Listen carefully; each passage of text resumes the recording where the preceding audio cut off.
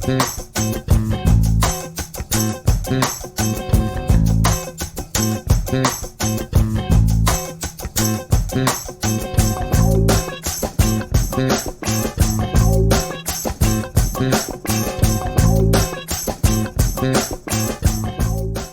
and welcome to everyone. Today we are going to see about the topic Coulomb's law. Already last class la electrostatics oda ஒரு introduction என்னன்னு சொல்லி பார்த்தோம். Then what are the basic properties of electric charges பற்றி பார்த்தோம். So இன்றைக்கி நம்ம பார்க்கக்கூடிய topic என்ன அப்படின்னு சொல்லி பார்த்தீங்கன்னா கூலம்ஸ் லா பற்றி தான் பார்க்க போகிறோம். ஆக்சுவலாக கூலம்ஸ் லாவை இன்ட்ரடியூஸ் பண்ணது யார் அப்படின்னு சொல்லி பார்த்தீங்கன்னா சார்லஸ் அகஸ்டின் டி கூலும் அப்படிங்கிற சயின்டிஸ்ட்டு தான் இன்ட்ரடியூஸ் பண்ணியிருக்காரு. ஆக்சுவலாக அந்த லாவில் அவர் என்ன மெஷர் பண்ணுறாரு, எதை குவாலிஃபை பண்ணுறாரு அப்படின்னு சொல்லி பார்த்தீங்க அப்படின்னா measure the amount of force between two stationary electrically charged particles. ரெண்டு ஸ்டேஷ்னரி எலக்ட்ரிக்கலி சார்ஜ்டு பார்ட்டிகல்ஸ் எடுத்துகிட்டு அதை எக்ஸர்ட் பண்ணக்கூடிய ஃபோர்ஸோட மேக்னிடியூட் என்ன, அமௌண்ட் என்ன அப்படிங்கிறத நமக்கு மெஷர் பண்ணுறாரு. ஸோ அந்த ரெண்டு சார்ஜ்டு பார்ட்டிகல்ஸையும் எங்கே எடுத்துக்கிறாரு அப்படின்னு சொல்லி பார்த்தீங்கன்னா ஏர் ஆர் வேக்கம் ஆர் ஃப்ரீ ஸ்பேஸில் எடுத்துக்கிறார். ஆக்சுவலாக கூலம் எப்படி அந்த ஃபோர்ஸை டிட்டர்மைன் பண்ணியிருப்பார் அப்படின்னு சொல்லி பார்த்தீங்கன்னா டார்ஷன் பேலன்ஸில் ரெண்டு சார்ஜ்டு ஸ்பியர் எடுத்திருப்பார். அந்த ரெண்டு சார்ஜ்டு ஸ்பியரை என்னவா கன்சிடர் பண்ணிப்பார் அப்படின்னு பார்த்தீங்கன்னா ரெண்டு பாயிண்ட் சார்ஜஸாக கன்சிடர் பண்ணியிருப்பார். ஸோ அப்போ பாயிண்ட் சார்ஜுக்கு மட்டும்தான் நமக்கு என்ன அப்படின்னு சொல்லுவோம்னா கூலம்ஸில் அப்ளிகபிள் அப்படின்னு சொல்லுவோம். அப்போ எவ்வளோ பெரிய ஹெவன்லி ஆப்ஜெக்டாக இருந்தாலும் அதை நம்ம எப்படி தான் கன்சிடர் பண்ணணும் அப்படின்னு சொல்லி பார்த்தீங்கன்னா ரெண்டு பாயிண்ட் சார்ஜஸாக தான் கன்சிடர் பண்ணணும். ஸோ அப்போ அந்த ரெண்டு பாயிண்ட் சார்ஜ்னால் அப்போ எப்படி கன்சிடர் பண்ணுறது அப்படின்னு சொல்லி பார்த்தீங்கன்னா இப்போ compare the size of the ஸ்பியரோட சைஸ் அண்ட் ரேடியஸை கம்பேர் பண்ணும்போது and distance between the two spheres எப்படி இருக்கிறதா எடுத்துக்கணும்னா கிரேட்டராக இருக்கிறதா எடுத்துக்கணும். ஸோ அப்போ இதை நம்ம மைண்டில் வச்சுக்கணும். கூலம்ஸ் லா அப்படிங்கிறது only applicable for two point சார்ஜஸ்க்கு மட்டும்தான் நமக்கு கூலம்ஸ் லா என்னவாக இருக்கும்னா அப்ளிகபிளாக இருக்கும். சரி, ஓகே. அப்போ வாட் இஸ் த ஸ்டேட்மெண்ட் அப்படின்னு பார்த்தீங்கன்னா கூலம்ஸ் லாவில் என்ன ஸ்டேட்மெண்ட் அவர் சொல்லியிருக்காரு அப்படின்னு சொல்லி பார்க்கும்போது magnitude of force between the two point charges is directly proportional to the product of the two charges and inversely proportional to the square of the distance between the two point charges. அப்போ அந்த ரெண்டு point சார்ஜஸும் exert பண்ணக்கூடிய force நமக்கு எப்படி இருக்குன்னு சொல்கிறாரு அப்படின்னு பார்த்தீங்கன்னா it is directly proportional to the product of the two charges. அந்த ரெண்டு சார்ஜஸோட ப்ராடக்ட்டுக்கு நமக்கு எப்படி இருக்கும் directly proportional and inversely proportional to the square of the distance between the two point charges.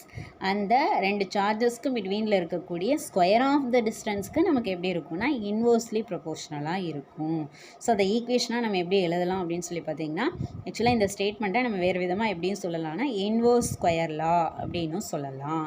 சரி, ஓகே. இதை ஈக்குவேஷனில் நம்ம எப்படி எழுதலாம் அப்படின்னு சொல்லி பார்த்தீங்கன்னா FE ஆக்சுவலாக எலக்ட்ரோஸ்டாட்டிக் ஃபோர்ஸ் அப்படின்னு சொல்லுவோம். ஸோ அப்போ FE அப்படிங்கிறது which is directly proportional to the product of the two charges and inversely proportional to the square of the distance between the two charges. அப்போ ரெண்டு சார்ஜ் இந்த மாதிரி எடுத்துக்கிறோன்னு வைங்க. ஒன்று Q1 அப்படிங்கிற பாயிண்ட் சார்ஜ், அனதர் ஒன் Q2ங்கிற point charge. So ரெண்டு எவ்வளோ டிஸ்டன்ஸில் இருக்கிறதா எடுத்துக்கிறோன்னா R டிஸ்டன்ஸில் இருக்கிறதா எடுத்துக்கிறோம். ஸோ அப்போ இந்த ரெண்டு சார்ஜஸும் எக்ஸர்ட் பண்ணக்கூடிய ஃபோர்ஸ் தட் இஸ் இதுவும் பாசிட்டிவ் சார்ஜு பாயிண்ட் சார்ஜஸாக இருக்குன்னு வைங்க, இதுவும் பாசிட்டிவ் சார்ஜாக இருக்குன்னு வைங்க. அப்போ ரெண்டுமே எக்ஸர்ட் பண்ணக்கூடிய ஃபோர்ஸ் என்னவா இருக்கும் நமக்கு like charges we know that like charges repulse each other, unlike charges attract each other.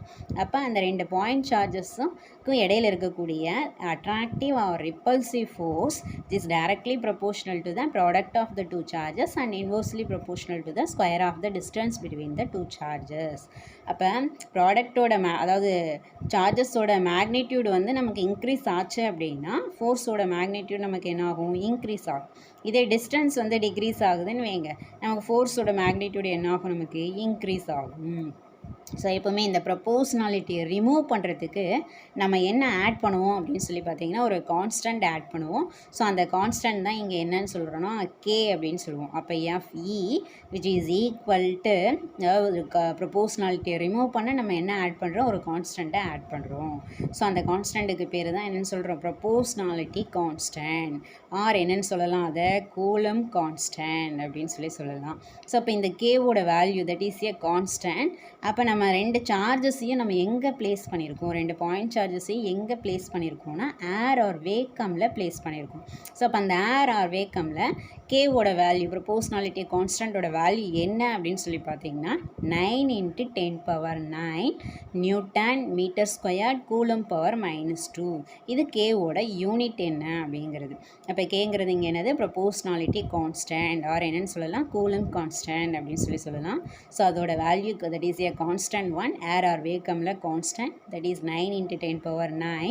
Unit எப்படி வந்தது அப்படின்னு சொல்லி பார்த்தீங்கன்னா எஃப் அப்படிங்கிறது நமக்கு தெரியும், எனது K × Q1 Q2 r². From this K தானே நமக்கு வேணும். அப்போ கே வேணும்னா என்னென்னு எழுதலாம், which is equal to F × r² Q1 Q2ன்னு எழுதலாமா. எஃபோட யூனிட் என்ன, ஃபோர்ஸ் இல்லையா, ஃபோர்ஸோட யூனிட் என்ன, newton, R distance metre, so metre squared, charge இல்லையா, அப்போ product of the two charges இருக்குங்க. அப்போ கூலம் × கூலம், கூலம் ஸ்கொயர், இன்வர்ஸில் இருக்கிறது மேலே கொண்டு வரலாம். அப்போ என்ன ஆகும், நமக்கு என்ன ஆகும், newton metre square coulomb power -2. So அப்போ கேக்கு வேல்யூ இது ரொம்ப இம்பார்ட்டன்ட், ஒரு 1 மார்க்கில் உங்களுக்கு கேட்கலாம். ஸோ ரொம்ப இம்பார்ட்டன்ட் ஒன், கேயோட வேல்யூ என்ன அப்படின்னு சொல்லிட்டு. ஸோ அப்போ கேக்கான ஈக்குவேஷன் நம்ம எப்படி எழுதலாம் அப்படின்னு சொல்லி பார்த்தீங்கன்னா 1/4πε0. ஆக்சுவலாக இதை எப்படி ரீட் பண்ணணும் அப்படின்னு பார்த்தீங்கன்னா ε0, இந்த ஜீரோங்கிறது நாட் அப்படின்னு ரீட் பண்ணுவோம்.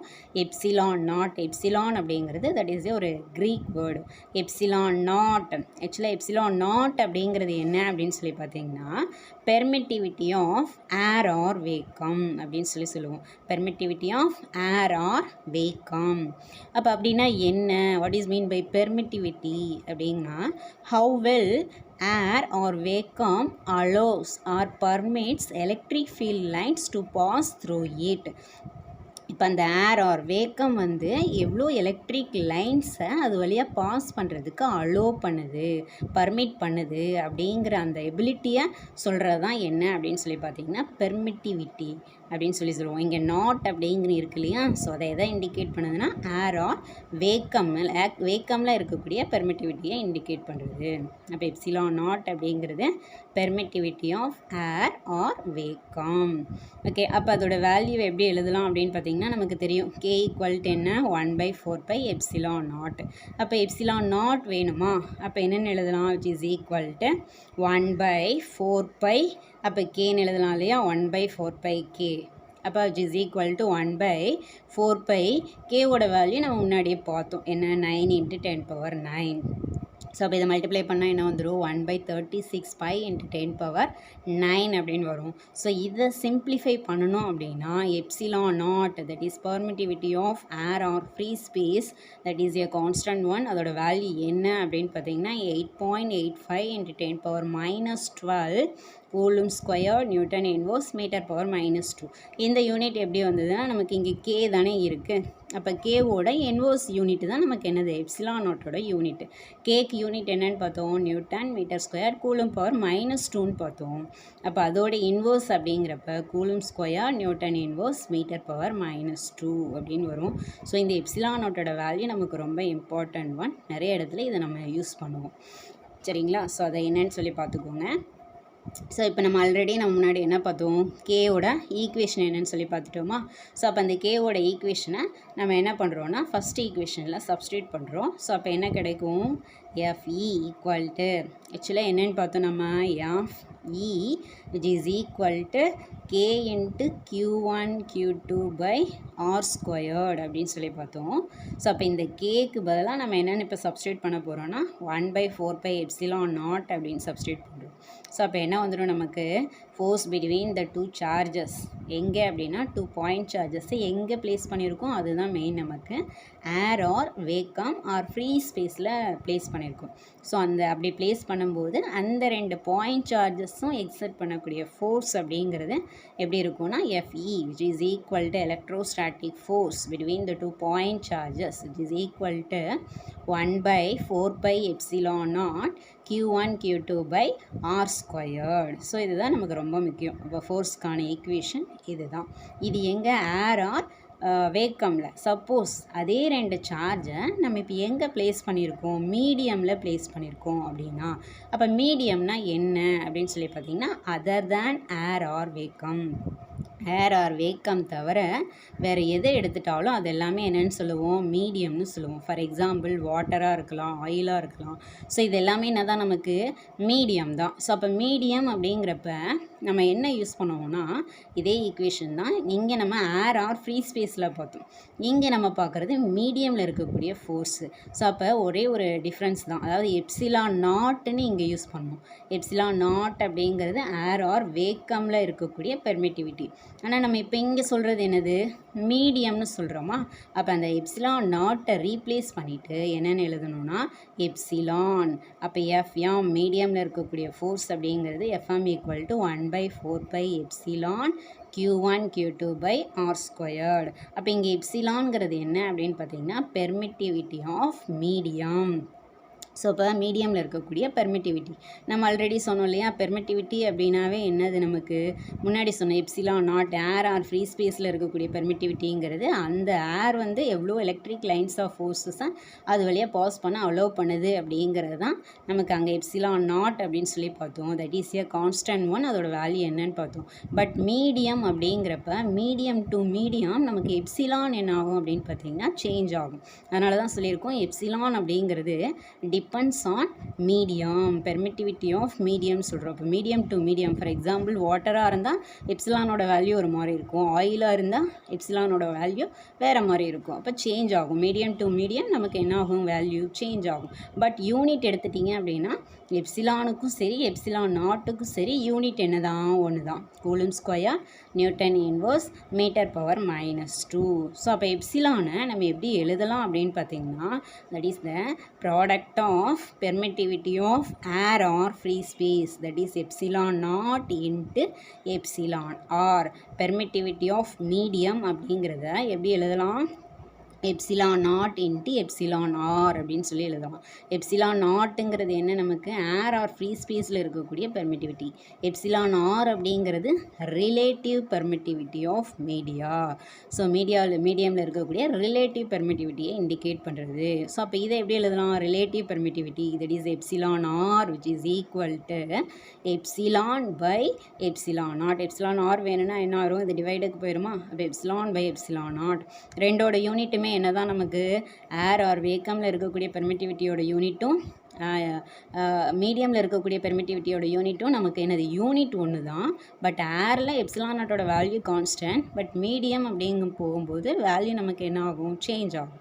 பட் யூனிட் என்ன தான், ரெண்டுக்குமே ஒன்று தான். ஸோ அப்போ ரெண்டோட யூனிட் சேம் அப்படிங்கிறனால ரெண்டும் கேன்சல் ஆகிடும். ஸோ ரிலேட்டிவ் பெர்மிட்டிவிட்டியோட யூனிட் என்ன அப்படின்னா there is no unit for a relative permittivity. So it is a dimensionless quantity.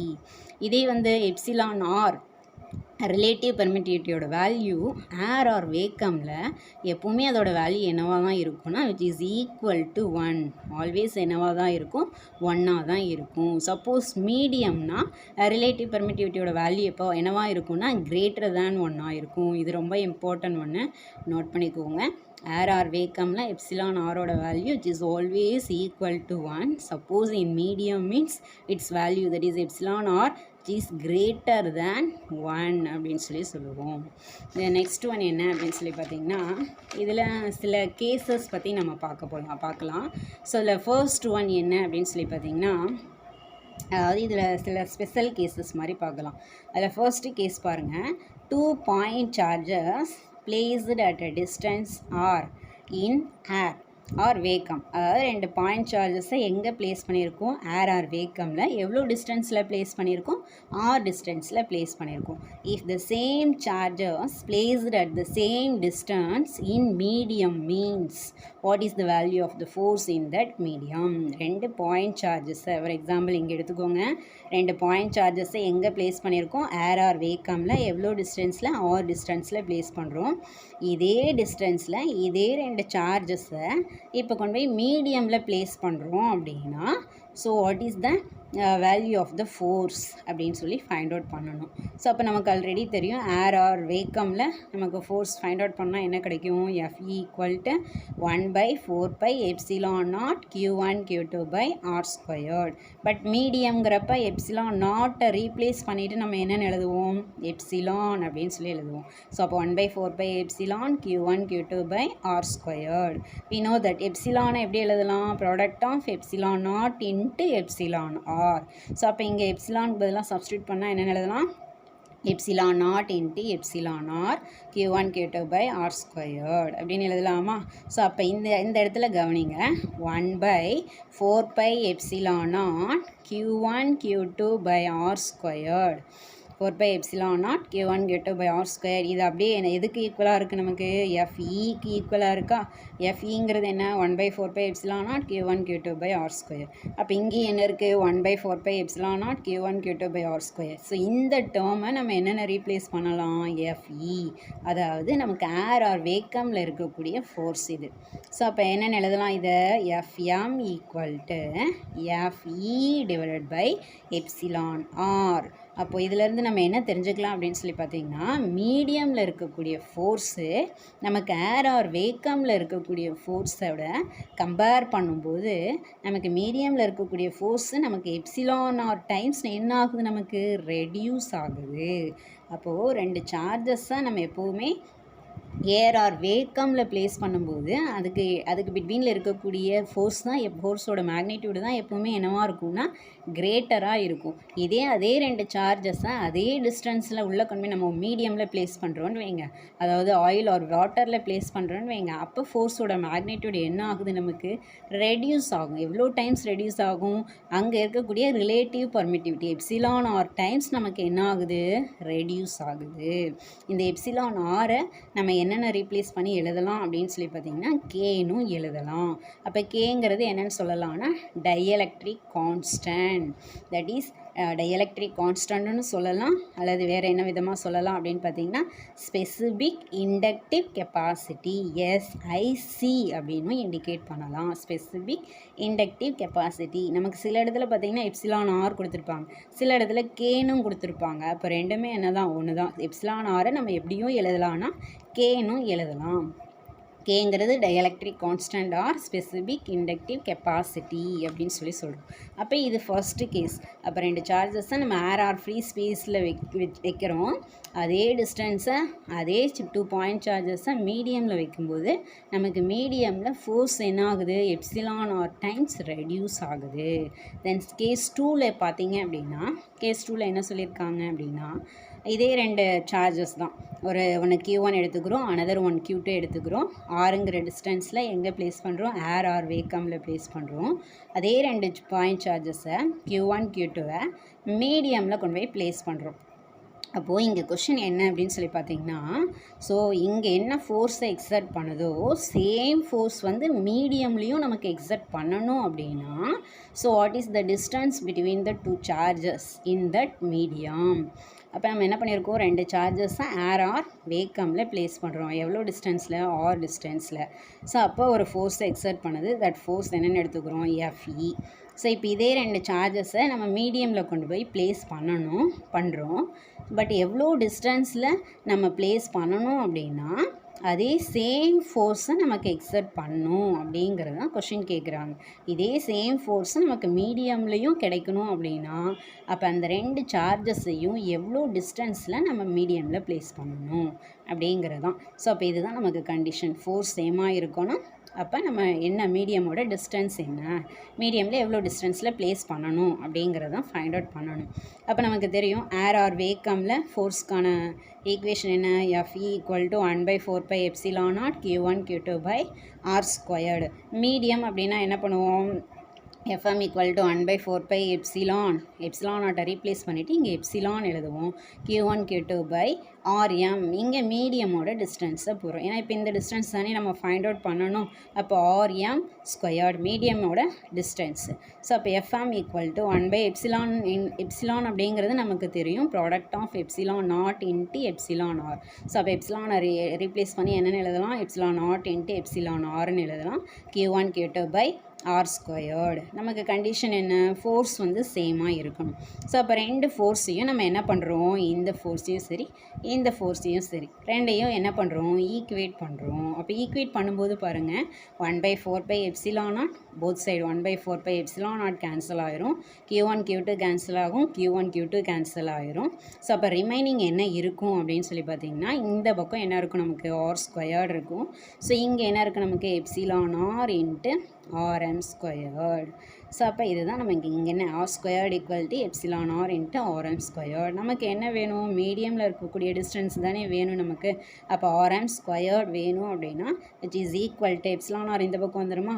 அப்போ which is equal to R² /εr. RM² இருக்குது, நமக்கு RM வேணும். அப்போ ஸ்கொயர் ரூட் எடுக்கணும்.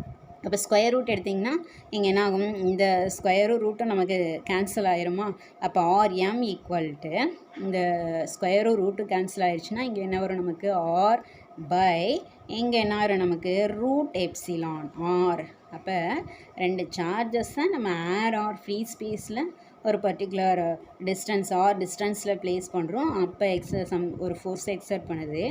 அதே ஃபோர்ஸ் நமக்கு மீடியம்லேயும் வேணும் அப்படின்னா அப்போ அந்த ரெண்டு சார்ஜஸை நம்ம எவ்வளோ டிஸ்டன்ஸில் அந்த மீடியமில் ப்ளேஸ் பண்ணணும் அப்படின்னு பார்த்தீங்கன்னா, RM மீடியமோட டிஸ்டன்ஸ் எவ்வளோ இருக்கணும், R/√εrன்னு இருக்கணும். சரிங்களா. ஸோ இதுதான் இன்றைக்கி நம்ம பார்த்த கிளாஸ் என்ன அப்படின்னு சொல்லிட்டு. ஸோ ரிமைனிங் வந்து நம்ம நெக்ஸ்ட் கிளாஸ் பார்க்கலாம். உங்களுக்கு இந்த வீடியோ பிடிச்சிருந்தா லைக் பண்ணுங்கள், ஷேர் பண்ணுங்கள், கமெண்ட் பண்ணுங்கள், சப்ஸ்கிரைப் பண்ணுங்கள், பக்கத்தில் இருக்கக்கூடிய பெல் ஐக்கானை கிளிக் பண்ணுங்கள். தேங்க்ஸ் ஃபார் வாட்சிங்.